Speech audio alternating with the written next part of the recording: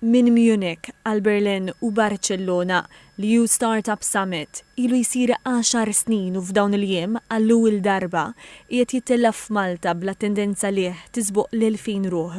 Mitlub jispjega l-an ta' dan is-summit il-fundatur u l-kap eżekuttiv ta' EU Startups Tom Sor għalma TVM News li avveniment bħal dan jiffaċilita d-diskussjoni bejn investituri dawk li jfasslu l-politika u innovaturi. Dan bilan li jiffurmaw kollaborazzjoni ġodda u jiddiskutu struttura ta' politika tajba għall-ekonomiji li jkunu lesti għal-futur. Malta itself is a bit like a startup, you can say. It's small in size, has a very international and also local mix of talents, and it has strong economic growth rates, much like a very good startup. And so we see the EU Startup Summit as a great fit to be here and to bring people from all parts of Europe together. Matul il-ftuħ tal-EU Startup Summit fil-Belt Valletta, il-Prim Ministru Roberta Bela tkellem dwar il-viżjoni tal-Gvern għal tkabbir ekonomiku sostenibbli fil-preżenza ta' bosta intraprendituri u investituri Ewropej għal li dan qiegħed isir billi l-Gvern qed jappoġġja lill-ekosistema tal-istartups lokali sabiex it-tkabbir ekonomiku ta' pajjiżna ikun xprunat mill-innovazzjoni u mill-kwalità.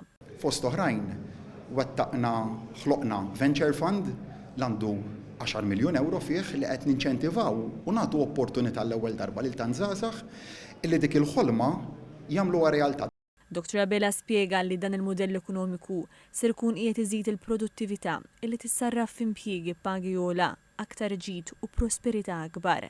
Għal li tul is-snin pajjiżna rnexxu li jattira niċċeġ ekonomiċi ġodda fosthom fl-oqsma tal-intelligenza artifiċjali, fil-fintech, fir-robotika u l-avjazzjoni fost oħrajn. Għalli pajjiżna qiegħed jibdel u jtejjeb il-liġijiet sabiex narfu l-vulnerabilitajiet tal-startups, intejbu l-miżuri fiskali u naqsu proċessi burokratiċi għall-startups li joperaw minn Malta. Dr. Abela qal li l-fatt li l-European Startups Nation Alliance ikklassifikat lil Malta fir-raba' post fil-lista ta' pajjiżi Ewropej bi startups innovattivi u għaxida tal-isforzi li saru sabiex pajjiżna joħloq l-ambjent ideali għat-twaqqif ta' startups illi jibqgħu jikbru u jrendu f'Malta.